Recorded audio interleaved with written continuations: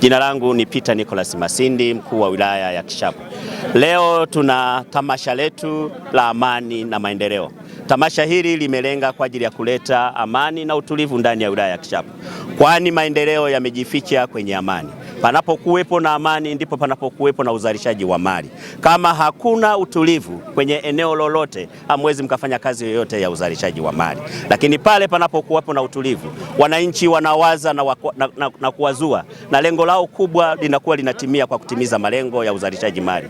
Wananchi wa Kishapu wanafanya shughuli za kilimo, wanalima sana, na sasa hivi tuna mvua za kutosha. Hivyo panapokuwepo na amani ya kutosha, watu hawa watalima mazao yao, watalima pamba, na mwisho wa muda msimu utakapokuwa umefika watauza mazao yale, watapata fedha zao. Lakini pale patakapokuwa pamekosekana na amani, si rahisi sana watu hao wakafanya kazi hizo za uzalishaji mali.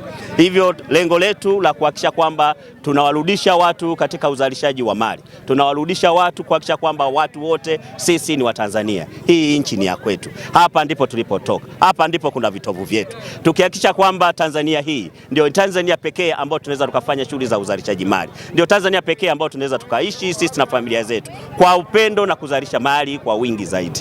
Ndugu zangu, mnapoona tamasha hili linapokuwa na watu wote hawa, lengo letu kubwa, kwanza wananchi wapate burudani, lakini pamoja na kupata burudani, wananchi wafurahi na kuweza kupata fursa mbalimbali ambazo wanaweza wakazipata kutoka kwa watu wengine. Hapa tumealika taasisi mbalimbali, tumealika makampuni mbalimbali. Yapo makampuni ambayo yanajihusisha na shughuli za usambazaji wa pembejeo. Zile pembejeo watakapokuwa wameambiwa, watazijua na watajua namna gani ya kuweza kuzipata kirahisi.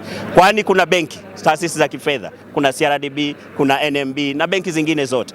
Lakini bado kuna makampuni mbalimbali. Haya yanaweza yakawafanya wananchi wakayajua kwamba pamoja na kufanya kazi zote, kwa sababu wote wanaofanya shughuli za uzalishaji ni Watanzania, kwamba kumbe hata mimi nikitulia na nikufanya kazi yangu kwa utulivu zaidi, kwa malengo, naweza nikafanya kazi kubwa kama wenzangu wanavyoweza kufanya kazi. Hivyo tamasha hili lengo lake kubwa kwanza ni kutaka kuhakikisha kwamba watu wote wanakuwa na amani na utulivu kwa ajili ya kuleta maendeleo.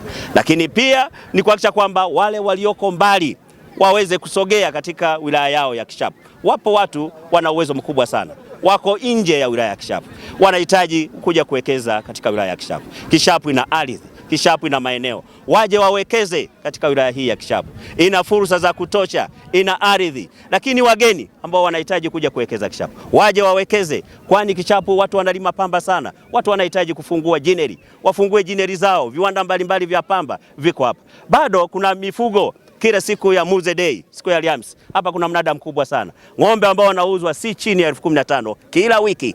Ng'ombe hao, ikitokea mtu mmoja akaja akatengeneza kiwanda ambacho kinafaa kwa ajili ya nyama, kinafaa kwa ajili ya ngozi, atapata material ya kutosha sana. Hivyo lengo letu la tamasha hili ni kutaka kuwakaribisha wawekezaji wote, wananchi wote wanaoamini kwamba Kishapu iko shwari, Kishapu ina amani, Kishapu imetulia kwa ajili ya uwekezaji.